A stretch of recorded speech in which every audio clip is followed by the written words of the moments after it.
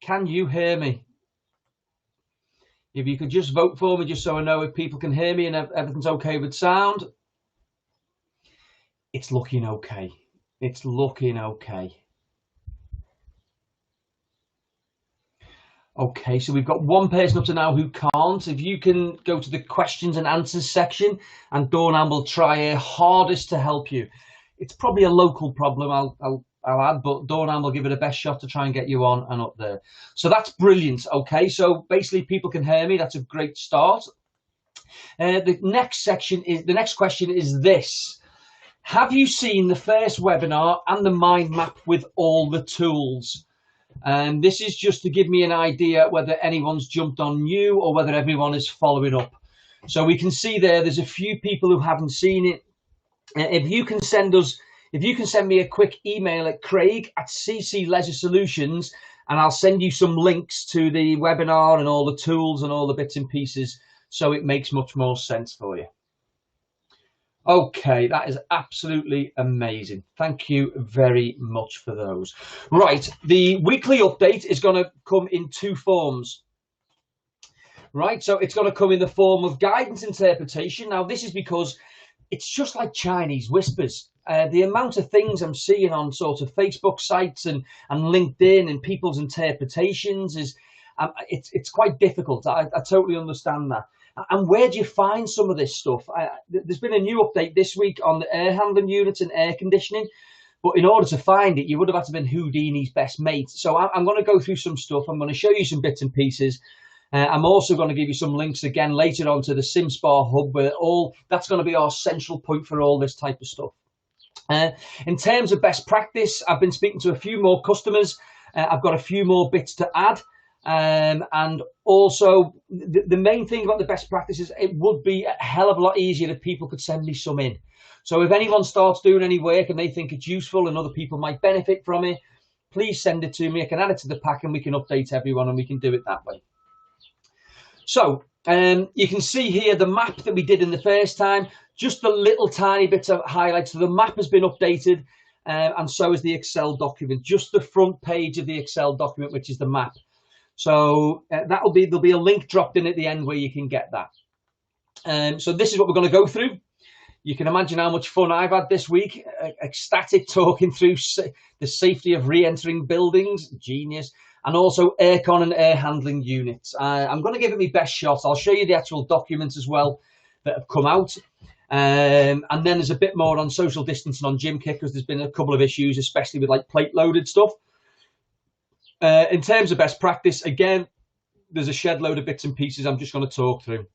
This is only going to take probably about 20 minutes to half an hour.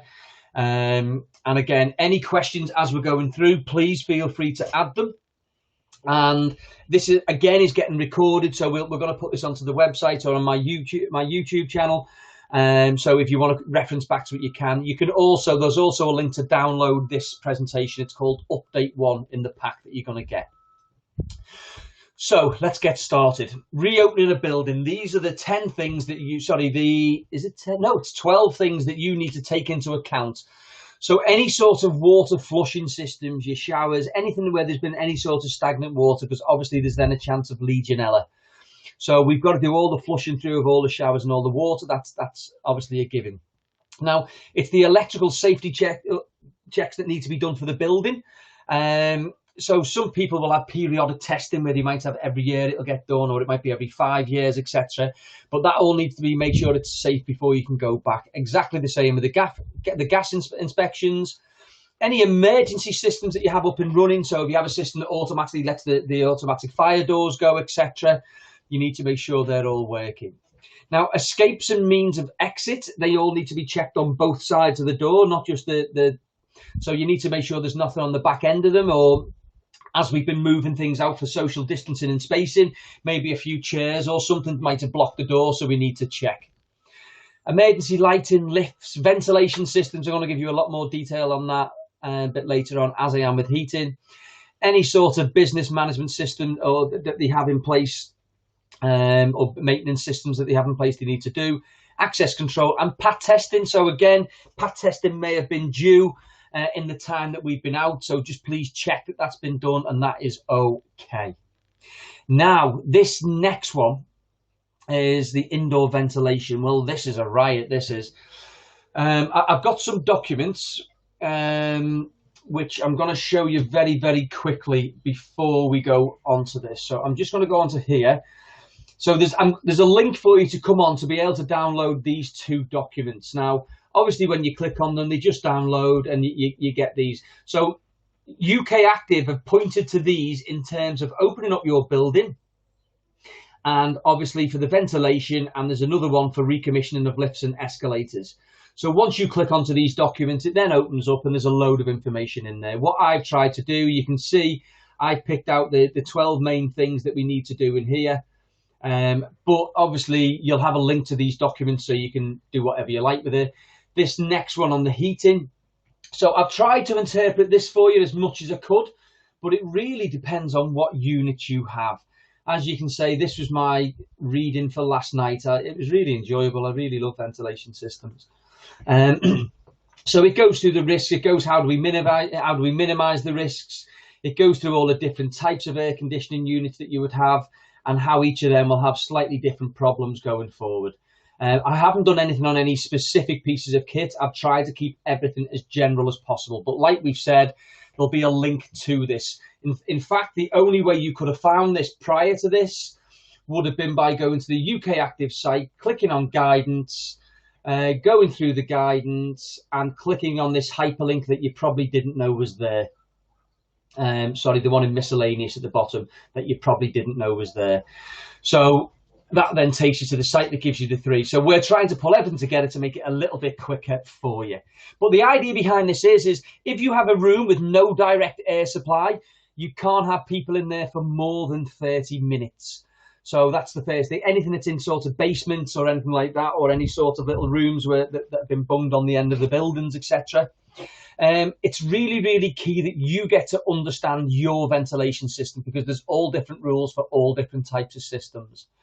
There's a few systems like the air handling systems that they're looking to run on different flow rates. So on average, you would have about 20% outside air getting pulled in, and you would circulate 80.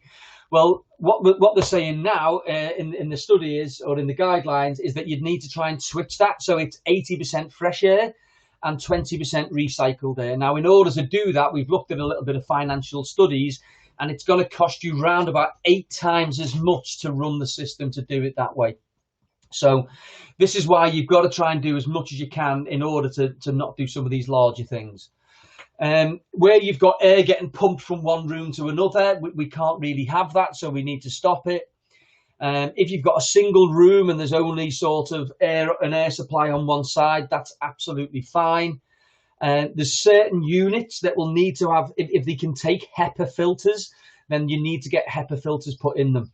This will stop you needing to do that massive switch and obviously incurring massive more costs on the actual heating charges. Now, obviously, we need to open fire doors or any doors where possible. Now, you can only open fire doors if you have the approved closes. So obviously, when the fire alarm goes off, they kick off and the doors then close automatically. There will be a lot of doors that you're probably going to start propping up with door jams and things and door wedges. I'm going to talk to you a little bit more about that later on.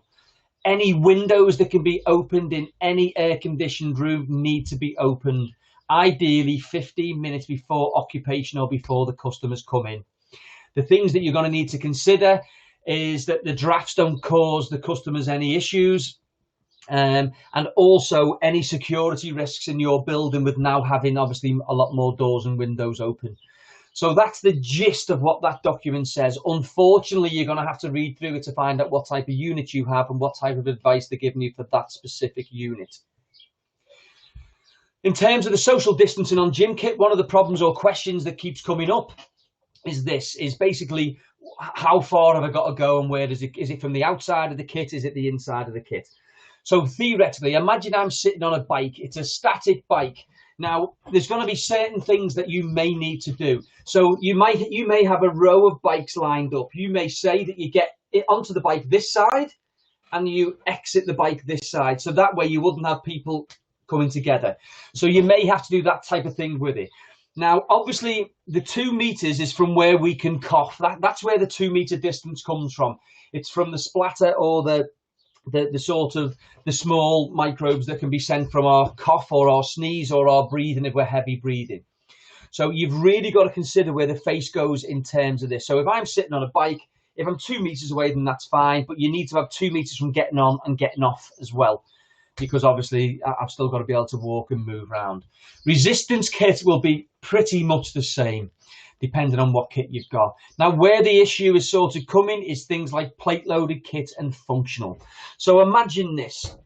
Where I sit, I'm about to use the Smith machine. Now, where I stand on the Smith machine, I need 2 meters round me. But as I walk round the kit to put the plates on, I need 2 meters round from where I'm walking. I then walk round the back, I still need 2 meters.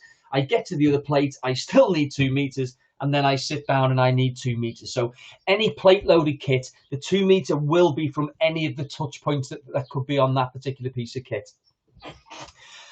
So hopefully that helps and clears that up slightly for you. The next bit, obviously, we've had some information about golf. Now, this is England only, but you can play in what is called a 2-ball, so with one other person from who's not from your household. If you've got 4 people in your house who all love golf and they want to play golf, then they can. But in general, with people who are not from your household, you can play with one other person. There needs to be a 10-minute buffer between tee times so people aren't bumping into each other. And you're not allowed to touch the flag. So when you're on the green, and the flags can't be taken out by hand. I've seen some golf places have put like a little disc on so you can lift it up with your club. So as you lift it up, it pulls the ball out for you so you're not touching in and around the hole, which is a really, really good idea. And any rakes will be removed. They won't be allowed to be used. So please don't have a go at the green staff if the bunkers are not in a good position. All we're saying is after people have taken a shot, please advise them to try and make best of the bunker once they've finished. Tennis outdoors, again, England only, again, outdoor only. Singles are the same sort of thing as golf, where you can play with someone else, which is absolutely fine, from a different household, or you can play doubles if they were all from the same household. In terms of the kit to be used, it can only be your own, so no one will give you hire kit or will lend you any sort of kit. So it has to be your own only, and you need to speak to the person you're playing with to decide which side of the net you're going to, if you're going to do swapping of sides, which side of the net you're going to go through. So we always go around that way or whatever it is. So you need to sort of take that into account. Again, all these guidelines have been put onto the SimSpa hub, so hopefully they will help. So the first 5 things that I've discussed there in the first 10 minutes or so, they're the guidelines changes. These next things are going to be some best practice or ideas for consideration again. So I spoke about some of these in the final webinar that I did, but obviously I did 4. So this is a mop-up, and anything as of next week will be totally brand new.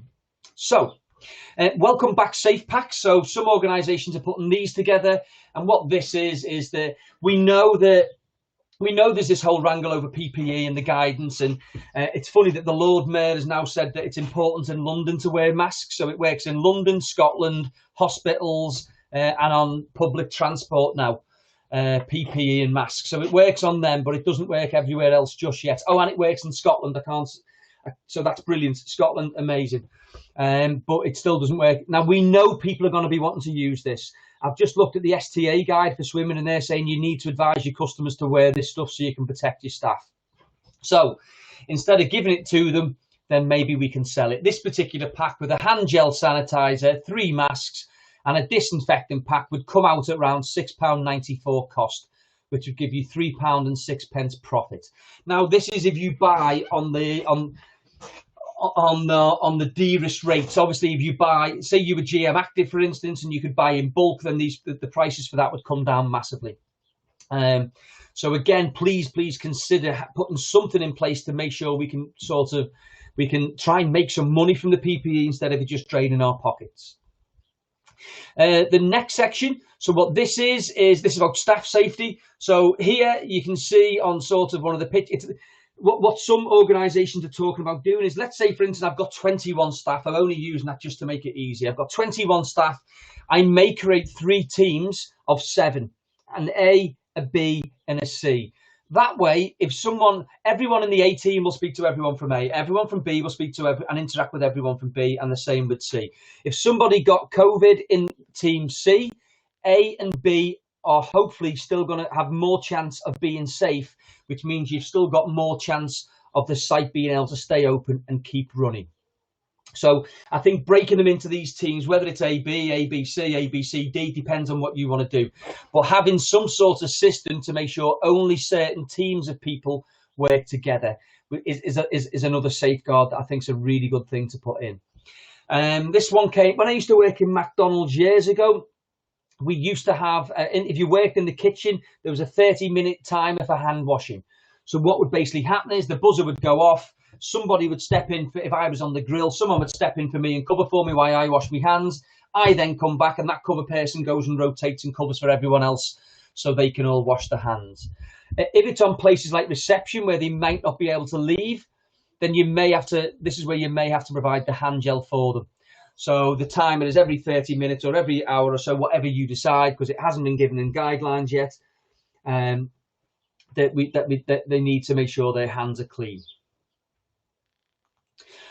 Okay, so a lot of organisations have said when they first open, there's definitely going to be a booking system. So you're going to need to book for public swimming, and you're going to need to book for sort of the gym and things like that. So another two areas that you may be worth trying to consider booking would be your car park and obviously lockers. So if you can try and control them rather than letting the customers control them, it would just be a hell of a lot. It gives you, I always call it holding the baton. Whilst I've got the baton and I'm in control, I can do something about it. As soon as I hand that baton over to the customer, they can do what they like, and I've then got to pick up the pieces from it. So if you are going to do the booking system, please consider, or it's a matter of numbering your car parking spaces if they're not already numbered. And obviously your lockers are already numbered, so we can then allocate the person the space in the gym, the space in the car park, and where you want them to use in the changing rooms.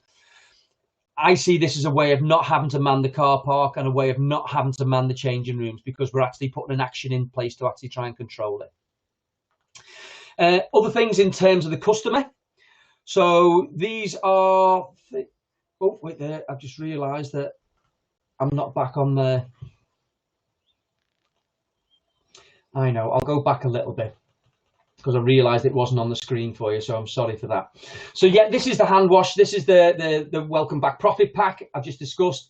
This is about getting your teams into A, B and C, and obviously your hand washing timers. This is the system to book in your cars and your lockers, etc. And wait there 1 second. I just need to move this over just so I couldn't see my other screen. Lovely jubbly. So again, in terms of customers, no personal towels. They can't wipe one kit, then the next piece of kit, then the next piece of kit. So that can't happen, especially in phase 1 and 2. Spectators, now it's only if they are needed. So this is people bringing people for swimming and kids and grandparents and stuff like that. So the idea behind this is that we can only have one person spectating. You need to have a look at, the care of guidance or the transfer of guidance. So you can't have one parent dropping off, going home, and then the other person picking up, because who owns them in the meantime? And the last thing as well is please consider an age change for your child only swimming. When I spoke to the Institute of Swimming, they said that the age is normally 8. So children above 8 can come into the pool on their own. Now, all the studies have been shown us in schools that this age group is struggling extremely to do social distancing. So going forward, you may want to change this age change in this sort of COVID interim period. So that's something else that you might want to look at. In terms of some other bits, so one that's causing, things like areas where you have older staff, it may be cleaners, it may be swimming. This came up in swimming because we have quite a lot of elderly swim teachers. Is if these people are still quarantined, what's your plan? How are you going to plug the gap of these people when they're not allowed to come back? Again, are you going to allow these people back in, knowing that these people are the ones who are most in danger? It's definitely something that you need to look at. I was speaking to one of the chief execs in Wales yesterday, and they were looking at, I was talking about possibly getting some door wedges so you can leave the doors open so there's less physical touching. I've got a gentleman who's designed something where you can use your foot to open doors and bits and pieces, but that'll come in the next phase. In terms of in Wales, they were looking at copper handles because the COVID lasts less time on copper handles. I see that as being an extremely dear solution that isn't actually going to solve the transfer problem. So it would make more sense to increase the wiping of the handles than doing that. Because as soon as you touch it, it will still live on copper, albeit not for as long. So I also think that door wedges are going to be very, very hard to get hold of very soon, because I don't think we're going to be the only industry looking for them. So please consider getting hold of some of them soon if that's the way that you're going to go. And now this next bit, or this second to last bit, is I went and spent some time with the Tesco in our area is getting really, really good feedback for the way that it's been dealing with the queues and the various different things. So I went and had a chat with the store manager, and he came back with 3 major pieces of guidance. He said, these are the 3 mistakes that we made, and these are the 3 things that have made the biggest difference. The first thing was not using the front door as the main entrance, because it's so open. People can come in from all different angles, so it's very, very hard to monitor and manage queues without getting people walking past them, which starts winding people up in the queue and everything else that happens. So what they did is they found a back door, which is normally in an isolated place somewhere by the car park, etc., which means it's much easier for us to man the queue and to make sure that there's no sort of people going within 2 meters of each other. It's simple markings on the floor, and it's simple barriers. And obviously when people, if you've got a one-way system, this works really, really well, because they come in the back, they go and do what they're doing, and they walk out the front. So it stops people from having to walk past each other, which gives us slightly more space then. So instead of sort of having 3 meters squared per person and 3 meters per square per people going in and out, it means that those places that are narrower can now make it easier for people to come in and out. Now, this next one was the biggest thing that they mentioned. They said to me, it's great putting stickers up, it's great telling people what to do, but without physical barriers, there's no way that anyone will be taking notice of them. I'll rephrase that. Not people will take notice of them, but loads of people will not take notice of them. This was the biggest problem they had. You'll see in a supermarket, they've got a one-way system with stickers telling you can only go a certain way. I don't know about you, but every supermarket I've been, I've had people walking either way. Now, a lot of the supermarkets have got on the very end aisle to stop you coming around the bottom and past the tills. I've cautioned that off. And he showed me the example. He was like, look, that works because there's no choice. All this other signage on every lane is not working. So obviously we have to put signage up so people know, but the barriers are what's going to cause the physical barrier. So you have to, please take that into account. Now, the last part that he mentioned, he said the staff have been getting grief left, right and centre. So please consider some conflict training and teaching them how to deal with conflict. Now, there's 18 different types of causes of conflict. It might be sarcasm. It might be sort of someone being cocky. There's loads, right? I'm not going to go through them all now. But please consider getting your staff to do some conflict training. They said that their staff, especially at first, there were people crying in the staff room every single day. So we've got a bit more time. We can be a little bit more prepared for it. Okay. This is just some interesting ideas that I've sort of seen to help social distancing. So this first one here is some examples of stickers and things on lifts and stickers in lifts. Now, I don't know about you, but I don't reckon that lift's big enough to have 3 meters squared for 4 people. So, but again, whatever your lift can handle, whether it's 2 people, whether it's 1 person, whatever it is, these type of things I thought look very good. These sort of sanitization stations, trying to stop them from getting robbed because they're fixed. I've got a gentleman who's trying to produce a foot pump one, so you don't physically have to touch with your hands, which obviously makes it even better. Here you can see there's certain benches with little bits and pieces on, so to stop people from sitting in the middle, to make sure the space is there. And lots of bits. And there's a few different bits and pieces for staff. Now, the only thing I'm saying about this is I know you've all got different suppliers. I know Big Wave have been amazing and helped. I know Alliance Leisure have done some amazing stuff. I know the SimSpar have put some stuff together on their hub. But obviously some of this is unique and you might not have seen that yet. So if anyone's interested in this type of stuff, just give me a shout and I'll ping you some details across for Mark, who's the gentleman who deals with all this for me. Right, what I'm going to do now is I am going to, first of all, find out whether that bit's been helpful. So I'm just going to take off the slide for now. I'm going to go back into here. And I'm just going to ask you the following questions. So if I go into here and I go into this par. So can you please vote for me on how helpful you feel this session has been?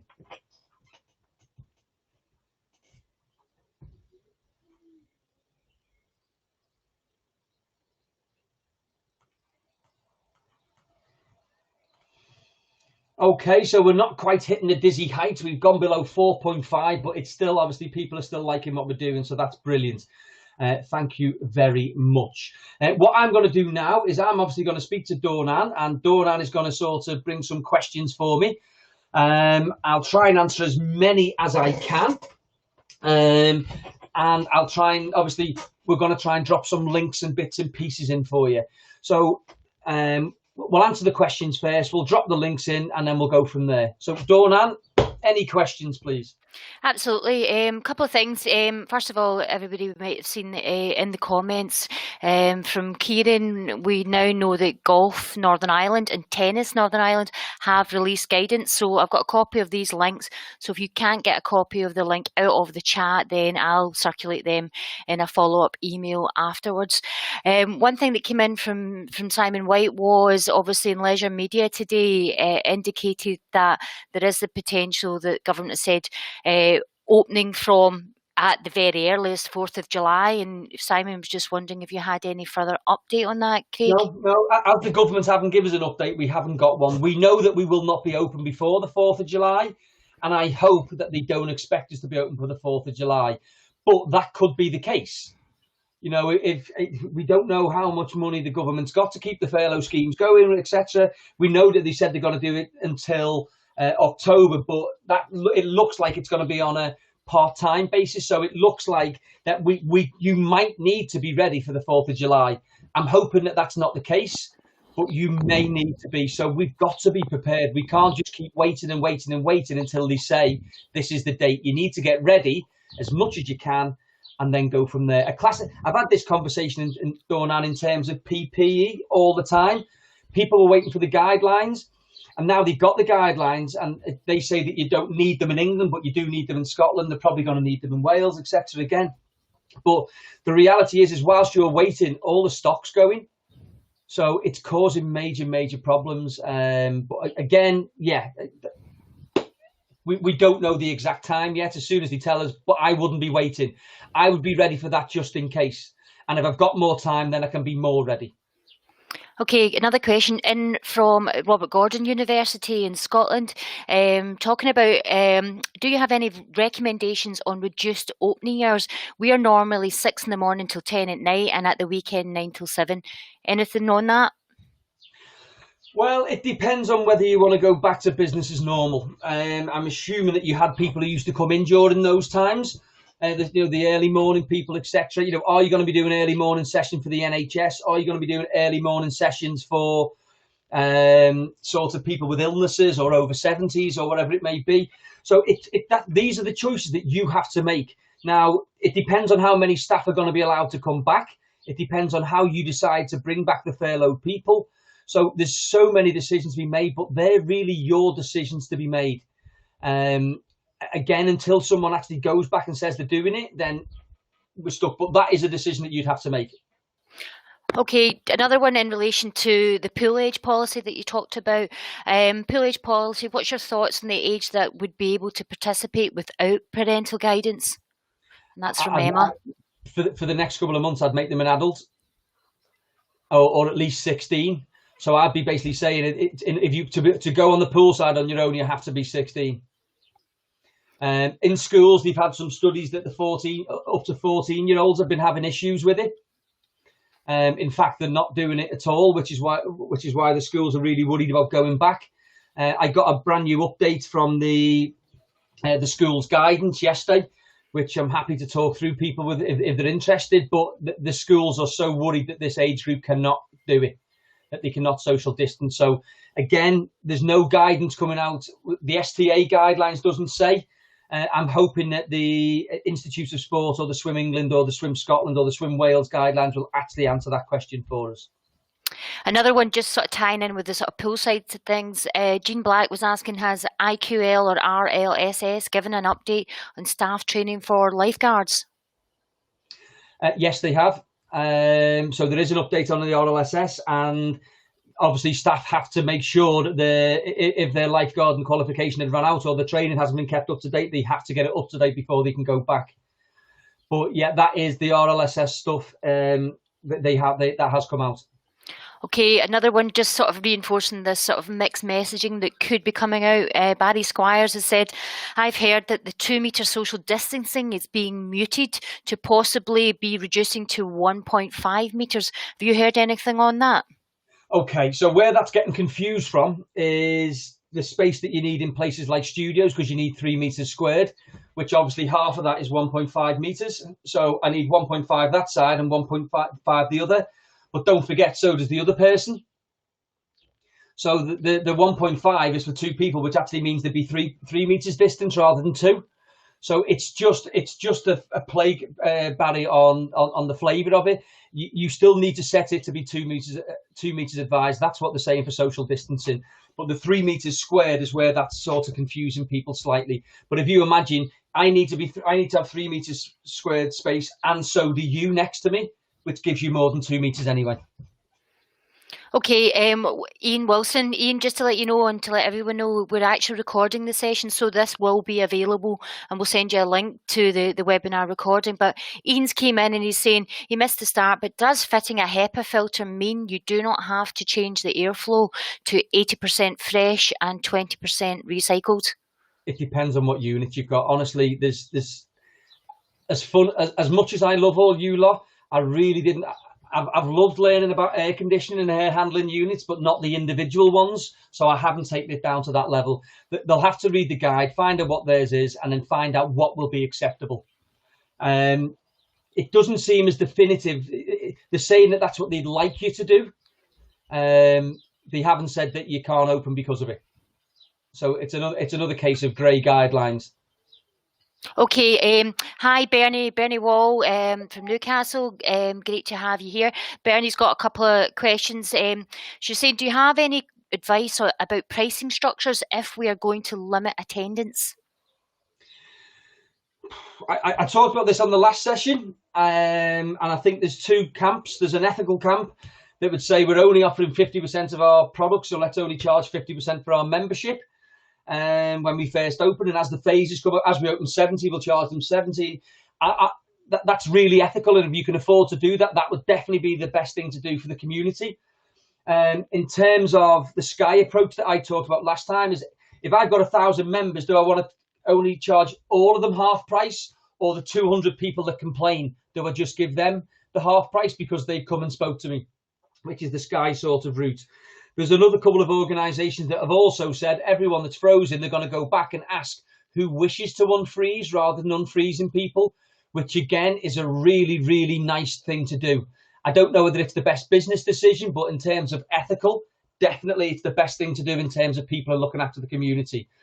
But if that means that business-wise the business then closes, then maybe it wasn't the best decision. So you've got to weigh up the ethical decision versus the financials.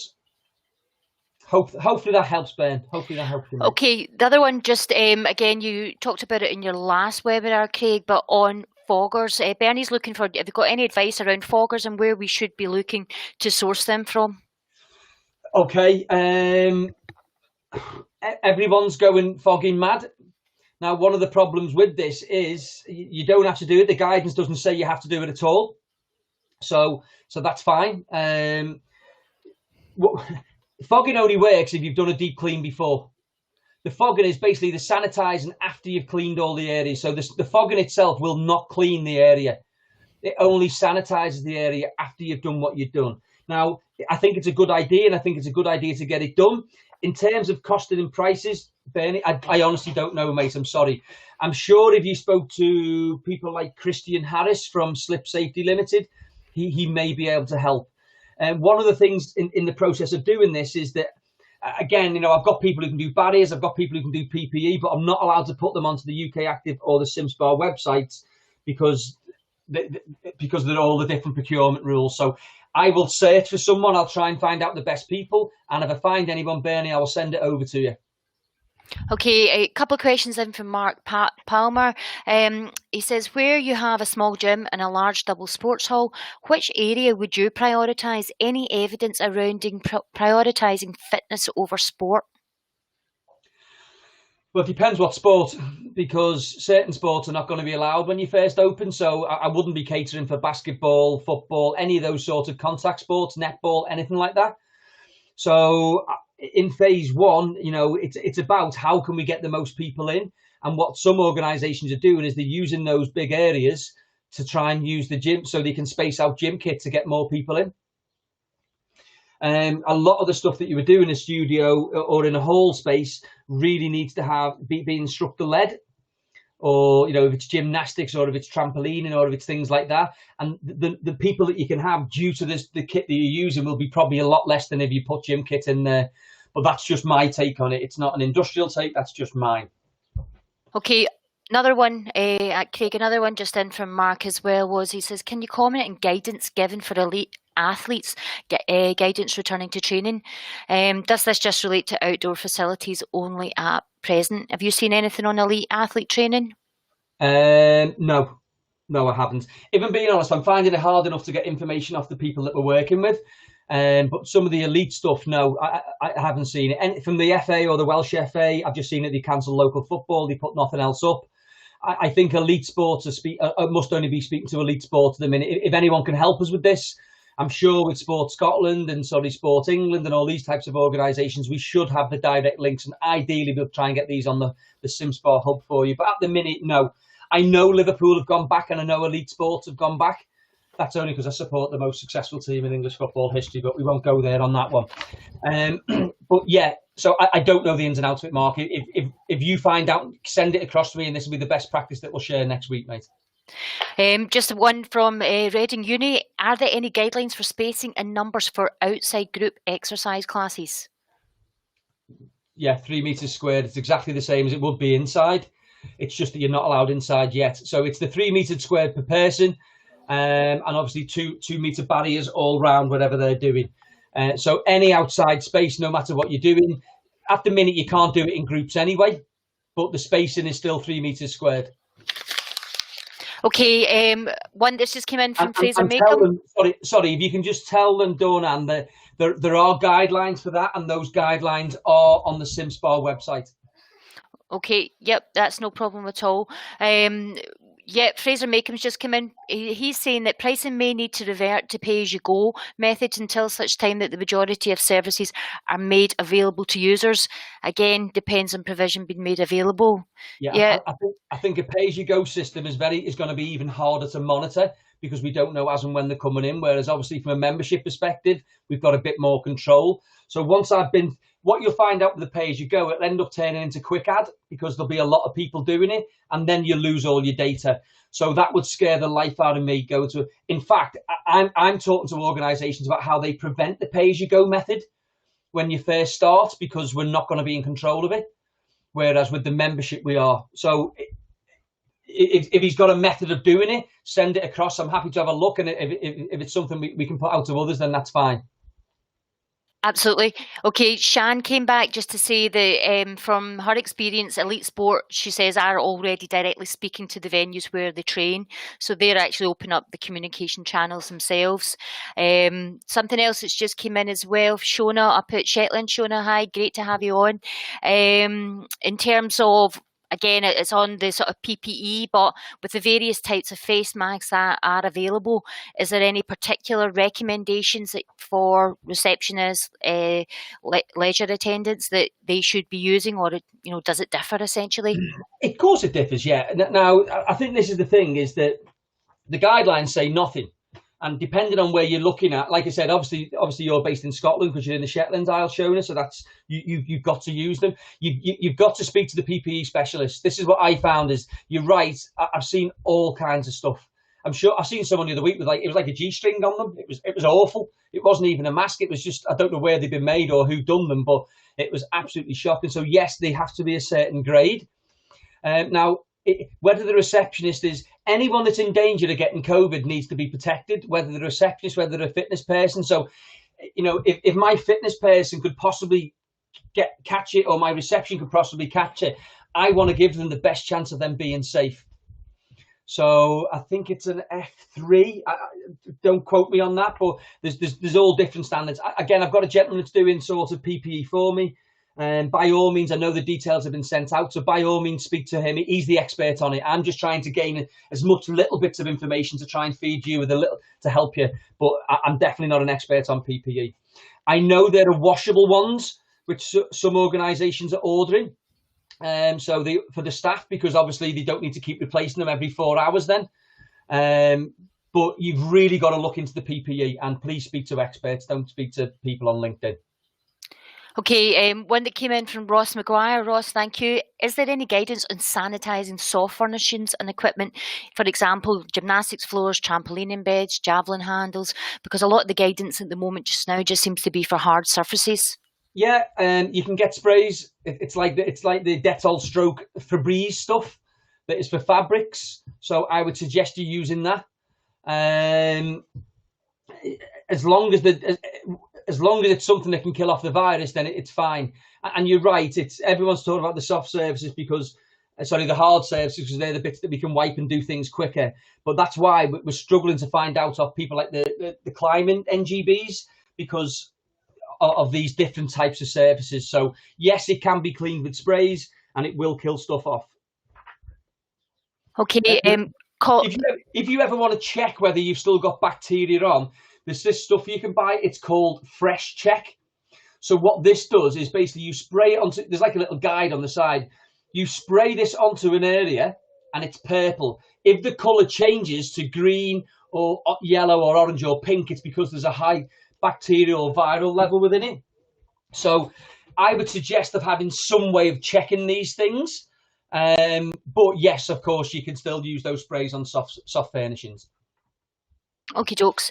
Colin Pratt came in with a question when he was talking about when creating one-way systems around gym kit, should this also account for 2 meters squared, or can refacing machines work as a solution, i.e. like facing away from the traffic flow?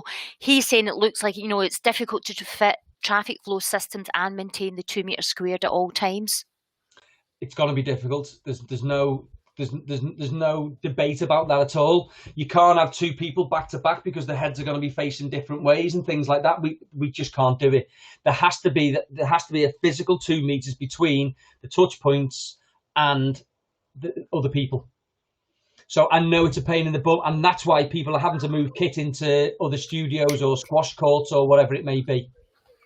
Shan just came back in, again, off the back of Shona's question on the mask. But again, different organisations are doing it differently. But Shan's saying, look, they're planning perspex screens and visors for reception alongside masks. Yeah, see, now whether I'd go for screens and visors, I think that's overkill. One or the other. The long-term option that the supermarkets have gone with, and that they're quite tuned in on this, is a screen, because it's cheaper in the long run. But screens and masks, I personally totally agree with. That's what I'd be putting my staff in, because I don't want my staff to die. I don't think it's fair for us to pay them the money we're paying them and them to be a chance of dying when we can fix it with something that's relatively cheap. Now, I know there's overall cost to this, but I don't think the cost of, let's say, for instance, we have to spend £50,000 on PPE. Is that worth one life? I don't think. I think I'd probably hope the business would pick the PPE over the £50,000. Okay, great. A valid one from Mark McCafferty at Midlothian. Hi, Mark. Thanks for joining. But again, this is looking at, should we be limiting machine use to, like, for instance, one set and then move on? Is there anything on this to prevent bottlenecks and maintain spacing? Anything that you've seen on this that people are using? or No, planning for? no, I haven't. I think it's a really good idea to limit time, especially because you're going to only have a limited resource of what you can offer. So yeah, now the problem is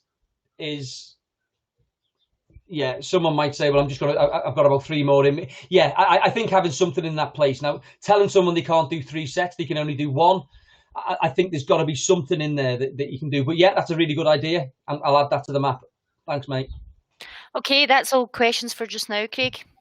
Okay, I hope you've enjoyed it. I hope it's solved a few issues. Next Thursday will be the next update. We do have a session on tomorrow. So the session tomorrow is on building a public confidence campaign. So I've basically, that's been put together by, I'm doing some stuff this afternoon with TA6, who are powered by Alliance. So it's about, there's a national campaign that they're giving away free of charge. And it's exactly how you would run that campaign, etc. So hopefully I will see a few of you on there. If anyone's got any questions, please feel free to fire them across to me. My email is craig@ccleisuresolutions.com. As I said, if anyone's got any questions, please fire them across. We will send out an email to everyone that's come onto this with the links, and we'll make sure that this video is available. And Simon White, the meeting will be the same time next week, mate.